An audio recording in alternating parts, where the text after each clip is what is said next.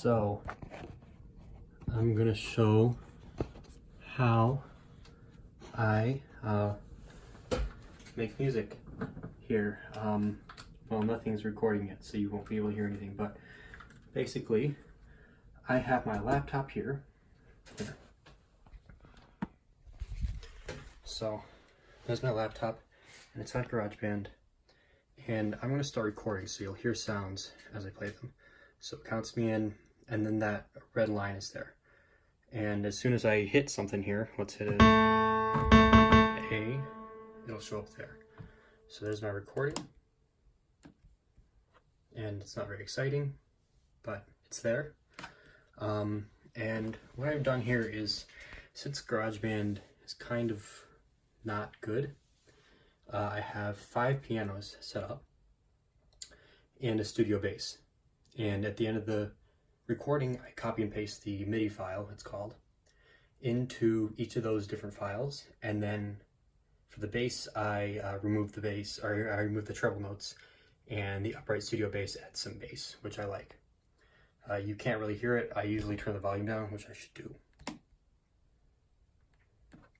Okay, so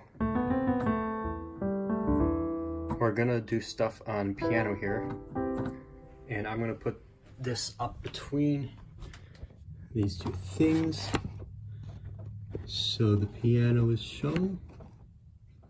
So yeah, the piano is hooked in by a cord to the other side of my laptop. My laptop is plugged in because the battery's messed up, and I have headphones coming out of the laptop, because what you're hearing is, if I just go like this here, it doesn't play any sound.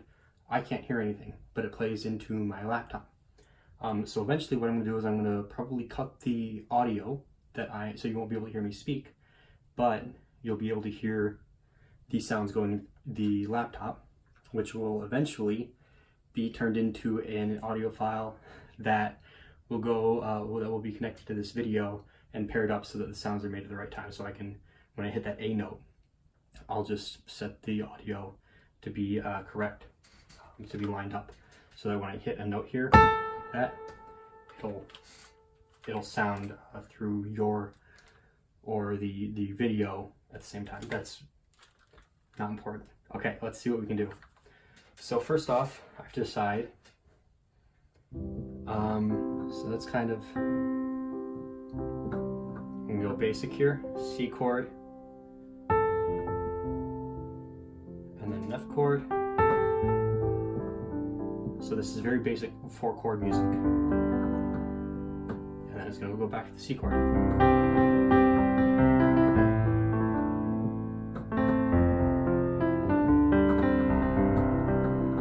Basic 4-chord music. All I'm doing is playing the chords in different shapes. That's how most pop songs are written, 4 chords.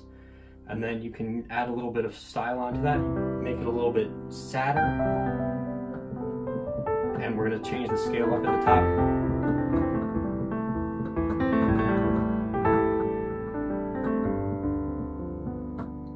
So we're taking out the B note and the F note, and we're playing what's called a pentatonic scale up in the right hand, over some major 7 chords, and this is a minor, minor 7 because it's an A minor, and then there goes the G, and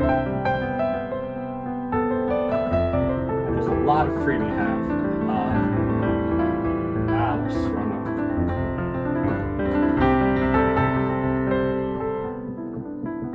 Now, if I want to make this a really kind of sad, emotional sounding piece, I start messing around with the sevenths. So if you have a scale, that last note, if I start throwing these in here, which I was in the chords, but I was ignoring it up here, I can really start to add.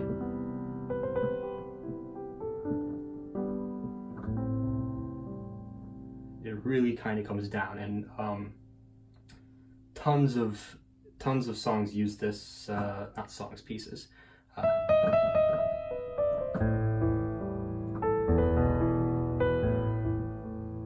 That's a good example of one. The up theme.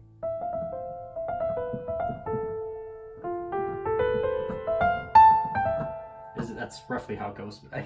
Anyway, the whole thing revolves around that little switch between two keys right next to each other.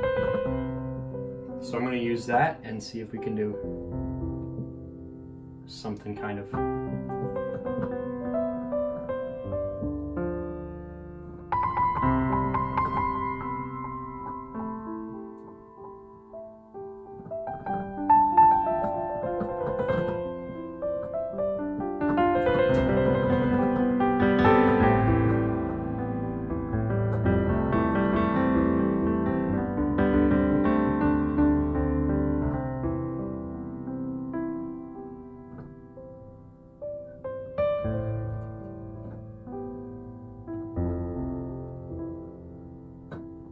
Now say I want to make this sound creepy or sort of more unsettling. This is sad, but it's not really unsettling. It's comfortable. We're used to it. This is kind of a cocktail style, kind of jazzy. But then we take it completely out of what we hear in Western music, and we completely remove the expectations of what's about to happen. So there's no, you won't, in this you feel, you have a place in the scale. You feel when it's about to, when you feel like it's about to finish the scale.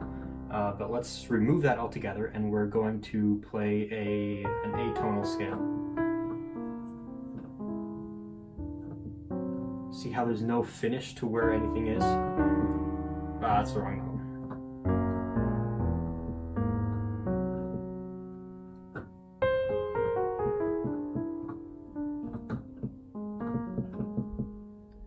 So phrases can end.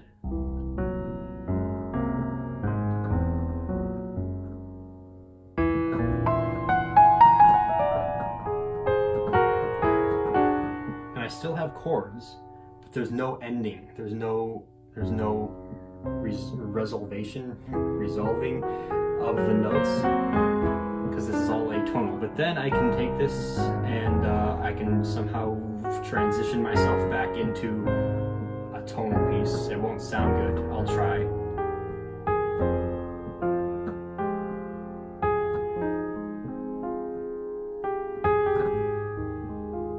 But I'm not going to go completely back to our normal thing. I'm going to go into a very minor, actually it's called, I think it's called Dorian mode.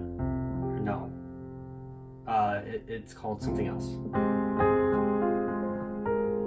I'll think of it after this is all over, but it's a Middle Eastern. It's got these two notes right next to each other.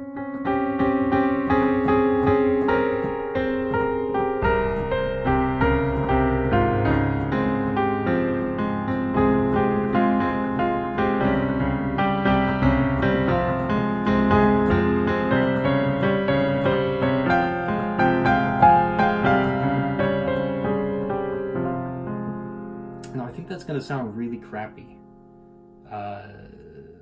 partly because it was really crappy and I don't really know what I'm doing in this. So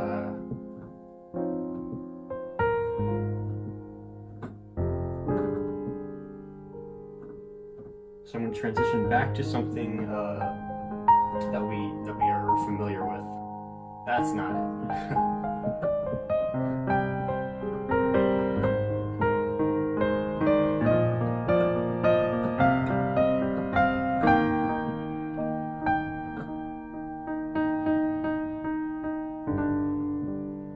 Now I'm going to come back to where we started. See, this is... everything I've been doing is still music, but it has a different scale behind it, and different operating rules behind it. And this is what we're really comfortable with. And it's what I'm comfortable playing because it has rules that I understand, and rules that the listener understands. And where it's going to go next is usually kind of predictable, or at least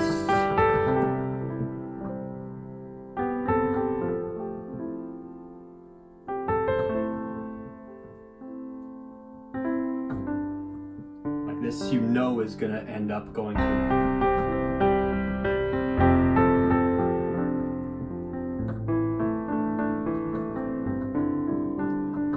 This is going to go back.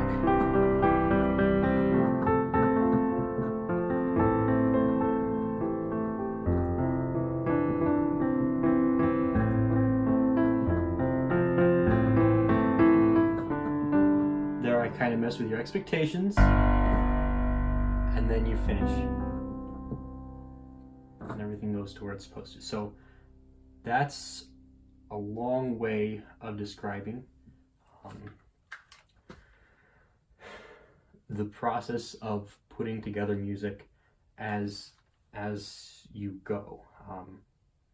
There's rules to everything. There's scales behind everything. There's scales, every sound, sad, happy, creepy with the atonal stuff, unsettling where things literally don't settle, and then a Phrygian mode is what it's called, where you have the everything has something behind it, and you can add tempos, you can add beats, things that I'm not so good at figuring out. I'm good at figuring out melodies and harmonies underneath that, but everything's got a little rule, and that's how I figure out whether I want something to sound happy, sad, or unsettling. So anyway, this has gone on long enough, and I'm gonna stop this in case this is not worth using ever.